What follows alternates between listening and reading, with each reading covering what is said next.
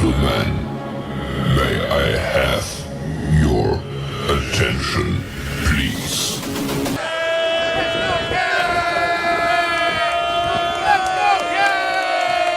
The show starts in 3, 2, 1, go.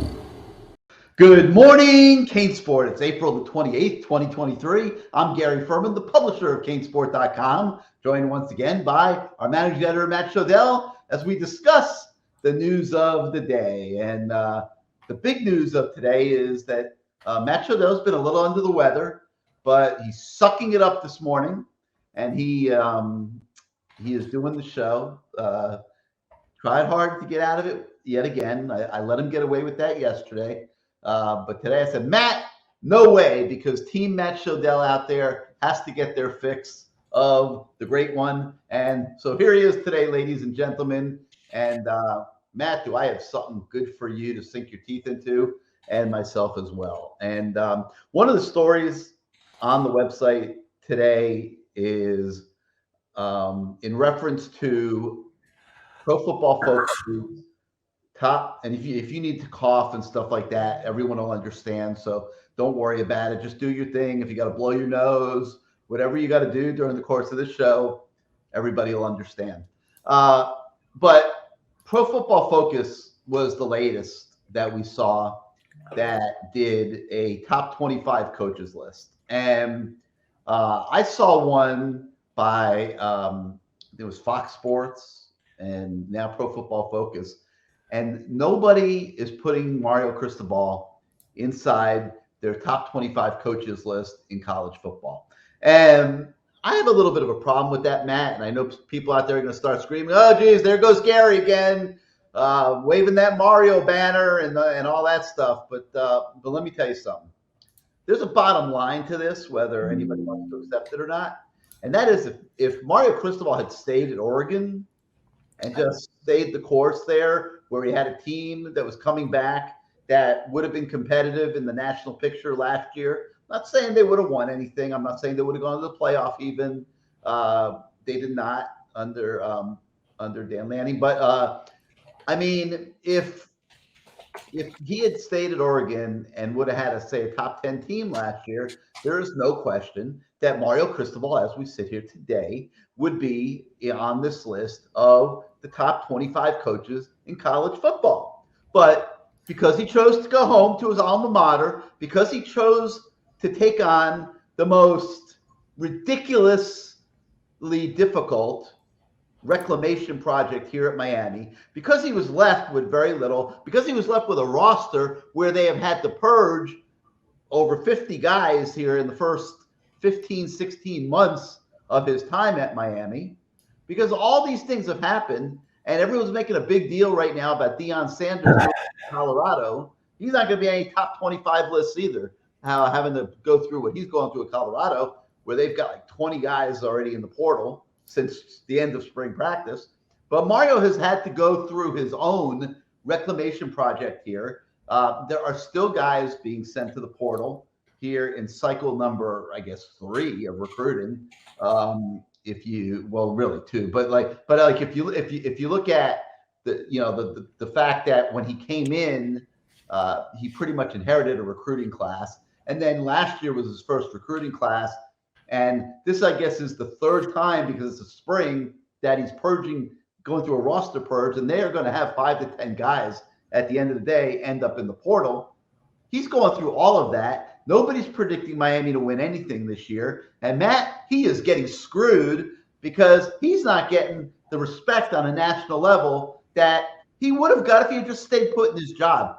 That, to me, is not fair. It's not fair to Mario. It's not fair to the Miami program. It's not fair to Matt Shodell, who loves himself some Mario Cristobal as well. Your thoughts on all this? I mean, for some stupid reason, Pro Football Focus decided that a 5-7 coach didn't belong in the top 25 of the national football coaches rankings. It's shocking. It's disturbing. It's unacceptable. I imagine if Mario can get to 6 wins this year, he'll be in the top 10, because if you ask Gary Furman, that's where he belongs. I don't care where you put him, and we can go through it here in a minute. But my point is that he's not a worse coach than he was the day he left Oregon and left that great team that he had built that was going to be a contender for the Pac-12 title, that was going to be a contender possibly for the NCAA college football playoff. And if he stays there, he is unquestionably on this top 25 list. You don't penalize somebody for taking a tougher job, Matt.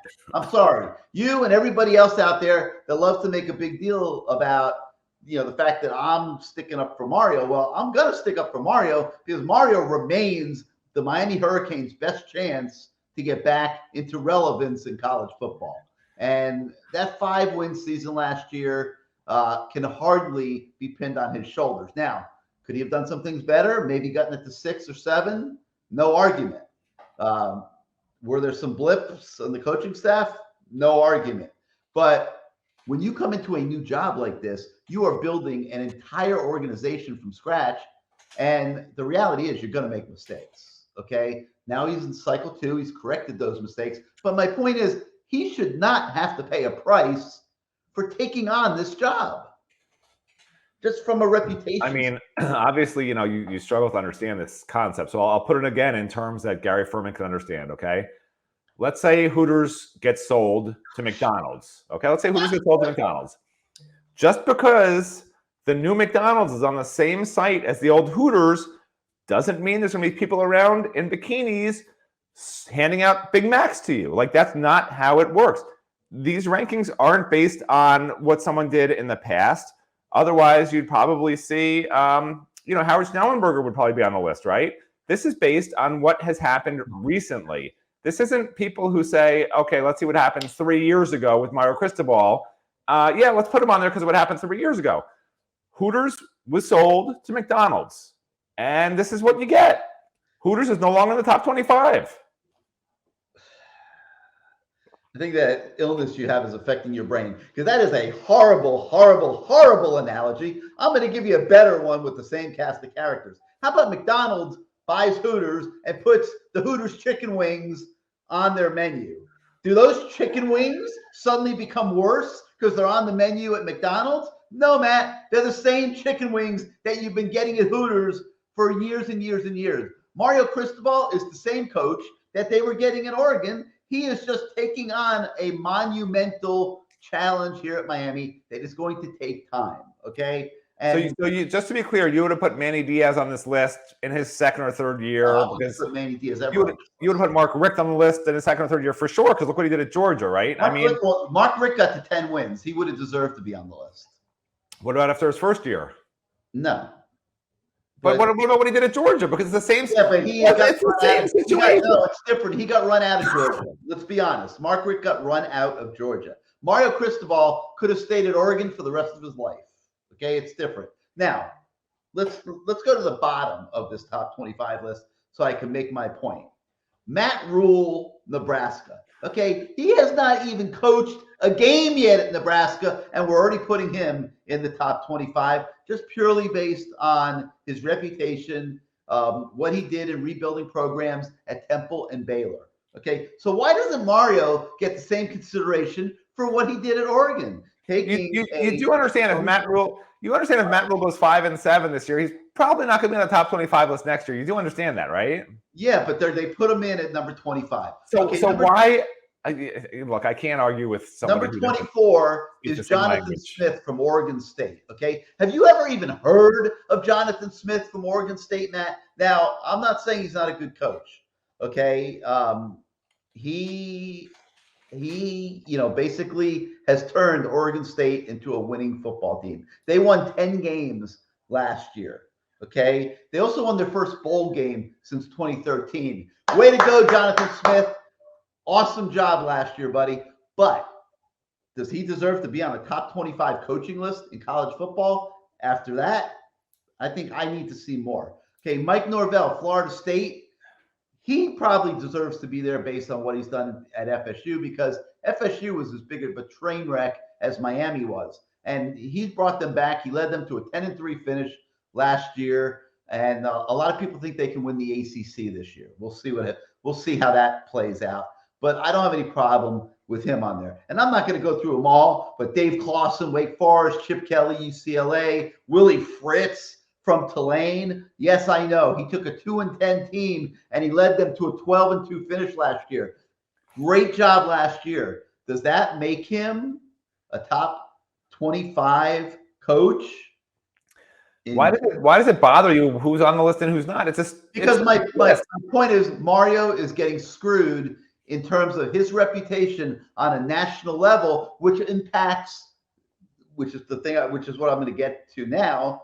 It impacts him in his current job because when people look at that and they don't see Mario Cristobal on there and he's out there trying to recruit on a national level against all these guys, some people are going to have an immediate perception that he is not as good as these guys. And he absolutely is as good as these guys. And that's why I think it's important. That's why I think it's unfair. And it's not just Pro Football Focus. Like I said, I've seen other lists here in the last month or so of people making these top 25 lists. And Mario is forgotten. And not only I don't think it's fair, but the next question I'm going to ask you, do you think Mario notices this? I look, I don't know that he has time to notice it, but I imagine, look, I don't know. I didn't mean to get you flustered, Matt. Because I don't even know how to answer that. Like, it hasn't even occurred to me. Like, why does it matter if he noticed it? What's he going to do? Call up Pro Football Focus? Email info@profootballfocus.com and say, this is Mario Cristobal. I don't like your rankings. Please reconsider me next year. Why don't we do the GaryFurman.com rankings? That'll make Mario happy, okay? I don't think that if he did notice, I don't think that he necessarily cares as much as you do. I don't think he thinks it's I think he would care. I don't think it kills his recruiting or anything like that. I think he would care. I think he'd be annoyed. I don't think he would like seeing Mike Norvell's name on there. If there was another way more as a head coach than Mike Norvell. If there was another coach on that list who was 5-7 last year, I'd say, okay, Mario, you have a point. But there's not. Okay. Like, I don't even know why we're still talking about this 12 minutes into the show, but you seem to have like some sort of issue with it. I really don't. I think it's a big issue. I think it's important. Maybe I'm crazy. I'm gonna blow your mind right now. I wouldn't put him on the top 25 list. All right? I said it. He was 5-7. Like, I'm sorry. Prove it. Earn it. That's because you're still mad that he yelled you off the practice field 20 years ago or whatever it was. That's true. You're still holding a grudge. There is no way you could tell me that the sensible part, the small sensible part of Matt Shodell's brain doesn't think that Mario Cristobal should be on a top 25 coach in college football list. I mean, this is like saying Tyler Van Dyke should be a top 5 player for the Heisman again, because 2 years ago he was really good and he was on the Heisman list then. Why isn't he now? I mean, it's revisionist history. You're like not pro or con Ron DeSantis. I don't want to have people up in arms here, but like you're doing, you're taking away the history books. You're throwing them in the fire. You're making people think what you want to. I'm Disney. You're DeSantis, and I'm talking about people. Let people be free to put a 5-7 coach not on their top 25 list. If you're going to get into politics and you're going to compare me to one of those guys, and you want to go Republican, compare me to I'm not going Republican. I'm Disney. A maniac like Trump, okay? I'm a maniac. You want to compare me to a maniac like Trump? I will gladly wear that mantle because I am a maniac. I'm going to tell you the truth. And I'm an independent voter, by the way. I'm not getting into this whole political thing. You're a what? I'm an independent. Oh, I was about to ask you to guess if I'm Democrat or Republican, but I'm actually independent. Yeah. Yeah, I like being independent. You know why? I will tell you something. As a reporter, I'm for free speech. So whether you like DeSantis or hate DeSantis, I feel like Disney had the free speech to say whatever they want to. They could say that Ron DeSantis is a koala bear. We football fans know what a koala bear is. Ron DeSantis might not like it. He might try to sue Disney or shut down Disney, but it doesn't mean he should be able to do that. I'm all for free speech for everybody, for every corporation. Like, that's me as a reporter. I think it's a little silly. Look, I don't go to Disney World. My kids are older now. I never liked going to Disney World. I hate rides. They scare me because, when bad things happen on rides, it usually happens to people like me. You never hear about the regular people in the world. It's always the neurotic, crazy ADD people. They're the ones who wind up falling off a ride or having like a panic attack and being wheeled out and put in like those holding cells. That's where I'd wind up pretty much. Although I did once give my son nursemaid's elbow on the Dumbo ride, waiting in line. I picked him up by one arm, gave him nursemaid's elbow because, like I said, these are the things that happen to me. We spent the entire day at Disney at the medical tent. Well, just to put this to bed, the one thing I won't argue with Pro Football Focus about is their number one pick. That's Nick Saban at Alabama. That one is kind of obvious. But remind them, Matt, if you get a chance, that Mario Cristobal, who's here at Miami, had a pretty good run at Oregon as a head coach and maybe deserved a little bit more respect from them and everybody else who's putting these lists together. And I think that it won't be too many more years before Mario's back on those top 25 lists. All right, bunch of stuff on the website to talk about today. Matt, I'll start with your story on projecting Miami's too deep defensive depth chart. Even though spring practice has already been played, that is not as easy of an exercise as it comes across being. You think, let's just go ahead and predict a too deep, depth chart. But it's not that easy when you look at all of the guys on the defensive side of the ball that miss spring practice and how much things can change between now and August. Yeah, the weird thing to me was we were able to watch certain portions of spring practice, and we were able to watch enough to where we can get a pretty decent sense of at least the linebacker starters, secondary starters, pretty much all the offensive starters and second teamers during the periods we could watch. There was not a lot of change, a lot of change. There wasn't a lot of change. Past springs, we'd see guys moving positions on the offensive line. We'd see guys, he's a first teamer one day, he's a second teamer the next day. There really wasn't that this spring, which I found interesting. And maybe it's because there wasn't that much depth, because like you said, because of injuries. But I think maybe it's more so this whole ones versus ones thing, which we saw in the spring, which Mario said most teams don't do it. We're going to do it, which I think is great. 1v1s. I hate 1v2s. I think it's stupid. And it seemed like throughout the 15 practices of the spring, it was good on good, which what they call ones versus ones. And that can help you make a depth chart like this, but it also makes it a little difficult for you to really gauge how good a backup is, because if it's twos versus twos constantly, you don't ever see them against the first team. Now, with that said, this whole spring to me was a little ridiculous, just like the whole discussion you were just having about these top 25 coach rankings. And it was a little ridiculous because it's hard to tell what you have when Akeem Mesidor is out the first 2 to 3 weeks. Well, Leonard Taylor's out the whole time. Jared Harrison-Hunt's out the whole time. I mean, you go down the list, Corey Flagg missed the last week and a half. This is just on defense. James Williams was out almost the entire spring. Cam Kinchins missed pretty much the last week. I'm trying to think who else was missing. I mean, there's other guys that were missing. So Jafari Harvey, for instance, was missing also. But when you have that many guys missing, that's just on defense, okay? When you have that many guys missing, even good versus good, it's so hard to tell on offense who's actually doing well. I mean, if the offensive line looks great, well, the defense line's probably missing, hypothetically, 3 starters, maybe even 4 starters if Jared winds up beating out Branson Dean or whatever it is. And it's almost, it's not, it's almost, it's a little strange to me that based on what they saw this spring, which to me was a little bit meaningless, other than just looking at form and guys' attitudes and seeing who can run the 21 miles an hour or whatever, that now Miami's on the hunt for all these guys in the portal. Like, they're looking for another cornerback who can start, another defensive tackle who can start. They're looking for a wide receiver still. And the guys they're looking at aren't guys like the Javion Cones of the world who were starting at Alabama, right? These are guys who are Louisiana Tech or, you name the school, or a guy like Xavier Henderson who had 400 yards receiving, or even a guy like the Oklahoma cornerback who was pretty much lit up on one of the worst defenses in the country. These are the guys that they're trying to have take roster spots and compete to start.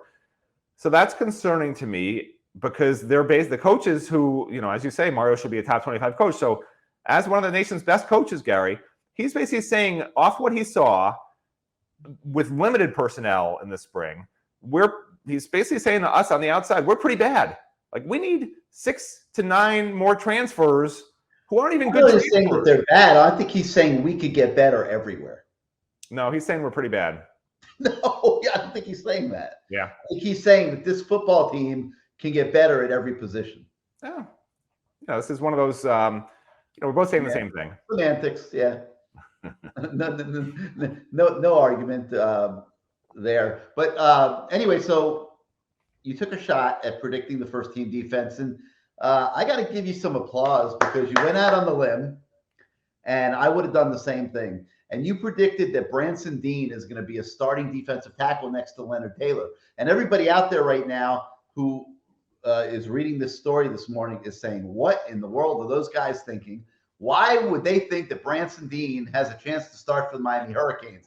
And I'll tell you why. It's because Branson Dean has a chance to start for the Miami Hurricanes. Now, he's going to have to come in August and play well, but he flashed in the early stages of spring practice when nobody was around really to see it very much. But he did have some good moments early in spring, enough that the coaches think that he's got a chance to be a starter for them. Jared Harrison Hunt, he missed spring practice, and his resume is not sterling. Let's be honest.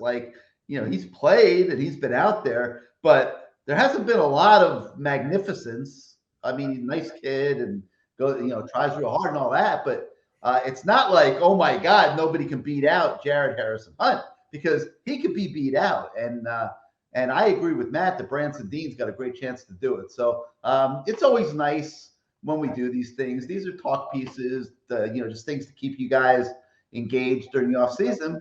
And that's definitely something to talk about. I mean, just to be clear, he was an average Purdue defensive tackle. I think he had maybe 2 or 3 sacks, maybe 3 or 4. But he's played a lot of college football. Not a lot of I think he had 28 tackles. Yeah, he's played a lot of college football. I mean, but this is what Miami's become. To me, it's sad. I don't like taking transfers who aren't free agents. He's a transfer, and he very well may start because that's how bad the defensive tackle situation is. I don't care. I don't mind saying the word bad. Unlike Gary, who just likes to say, oh, it's challenging or whatever word you want to use. It's bad, man. The defensive tackle situation at Miami is bad. The cornerback situation at Miami is not good. Not good equals bad. That's like not the definition. Not as bad as the defensive tackle. No, not as bad, but it's bad. Cornerback defensive tackles it's a problem. It's a real problem. And in Lance Guidry's defense, I'm starting to do some compilation stuff now. So Lance Guidry's defense relies on those 2 positions more than anything else because they're the only basically guys that are there. Like when your defensive tackles are lined up in Lance Guidry's defense, they stay there. Everyone else is moving parts. The cornerbacks on an island because he blitzes all the time like Manny Diaz. Those are the 4 guys who you can't have be bad. Those are the 4 guys that if you ask Lance Guidry in his heart of hearts, pick 4 position guys that you want to be your best players, he's going to pick defensive tackle and cornerback. And those are your 4 worst. And that's a problem. But with that said, I did start to go back and I look at Lance Guidry's Marshall defense last year, and they were in the top 30 in like 11 different categories, major categories on defense. And the one thing that really struck out to me wasn't any of those statistics. Being the freak that I am, I decided, hey, let's look at how many points he allowed to each of the 13 opponents they played last year. And let's see if the defense was better than those averages. In other words, James Madison averages 37 points. Did his defense give up less than 37 points or more than 37 points? And I ran all those numbers yesterday, actually.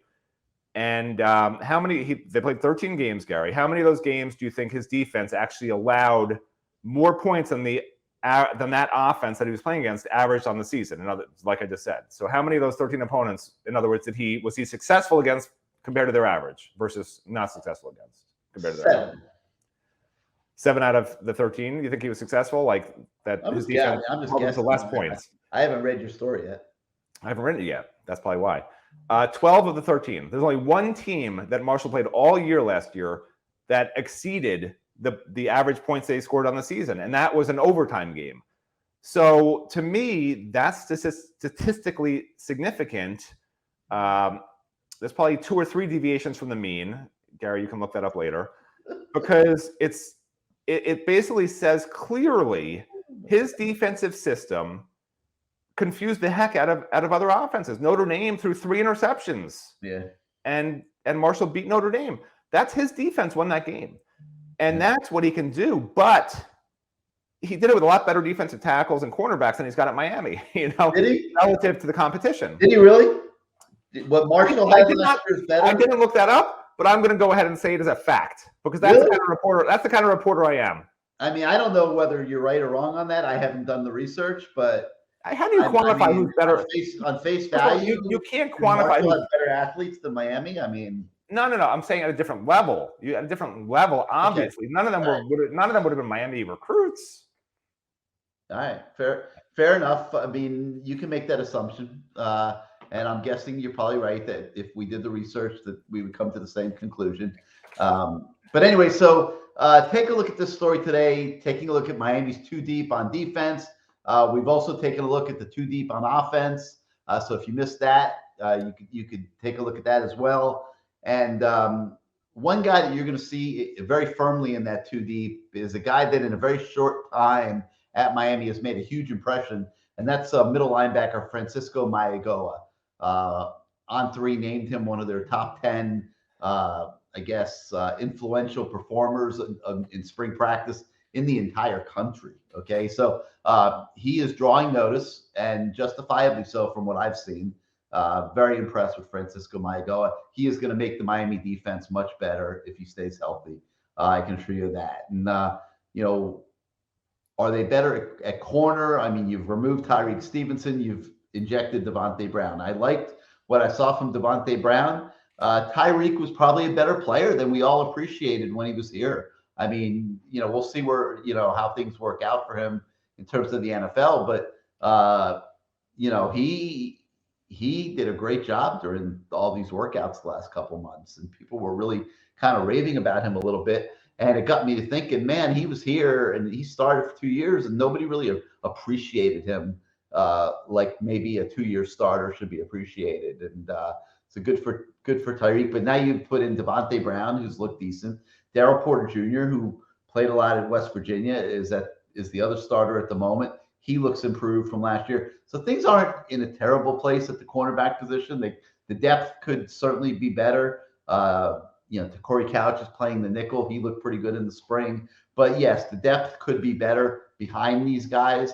But anyway, so without getting too long-winded here, a lot for you guys to dig into in looking at the depth charts on defense in particular, and then you also can go back and look at the offense.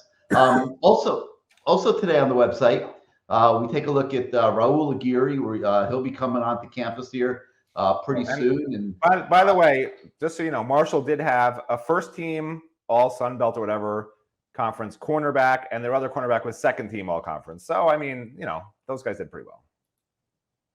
But continue. All right. Getting back to what I was saying, we have a story today on the website about Raul Aguirre and how his offseason is going. He will be joining the Miami Hurricanes soon. And I love this kid's attitude, Matt.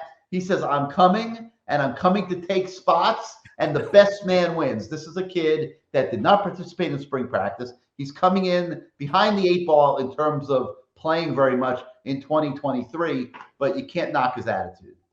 Well, yeah. I mean, I made that quote up to make him sound like he has a little more pizzazz, because honestly, the interview was pretty boring. All right, then I'll go out and say I love Listen, it was actually kind of funny because the first, 5 or 10 minutes we were talking, I've talked to him plenty before, of course, and just catching up, talking about how he's preparing, blah, blah, blah, but very blasé, generic, I can't wait, I'm excited, blah, blah. And then at the very end, when I'm asking about his goals, then all of a sudden it was like an eruption of, I'm going to beat out everybody, I'm going to learn from them and then take their jobs. I'm coming for heads, so it was sort of funny. I guess he's one of those guys, how there's some of those people, who like they're super mellow or whatever. And then like when they get wound up, they don't really know where to stop. I'm talking about myself. That's Raul Aguirre. Raul Aguirre is a Matt Shodell clone mentally. Because once he gets going, there's no stopping him. He just constantly talks, won't shut up, and says stuff he probably shouldn't. No, that kid's going to be pretty good. You're a legend in your own mind. Oh, okay? Yeah. I'm the opposite of that, but okay. Right, exactly. And if it was an opposite day, then I would agree. By the way, I used to tell my kids that it was the opposite day when they'd ask for, they say, could I have ice cream? And I'd say, it's the opposite day or whatever. You don't get ice cream. And then I confuse them and say, when they'd ask for something else, I'd be like, well, it's opposite day, or it's opposite day. So try that with your children out there. They love that. They love that. Especially if they're young, very young. All right. Also on the website today, a ton of recruiting is going on. The coaches are fanning out all over the country. We've got Azubi and Steven chasing after them, looking for every tidbit that they can find and reaching out to kids and bringing you these stories every day that are really interesting because they're guys that, you don't hear about a whole heck of a lot. So we've got a story on the website today about how Kevin Beard went out and caught up with 2025 linebacker Noah McHale. And don't get confused by the fact and say, why is the wide receiver coach recruiting linebackers? The way it works in the spring is the coaches take schools and they get sent out on the road. They go into a high school. They meet with the head coach of that school, and they find out who are the college prospects at that school, not just in 2024, 2025, 26, even 2027.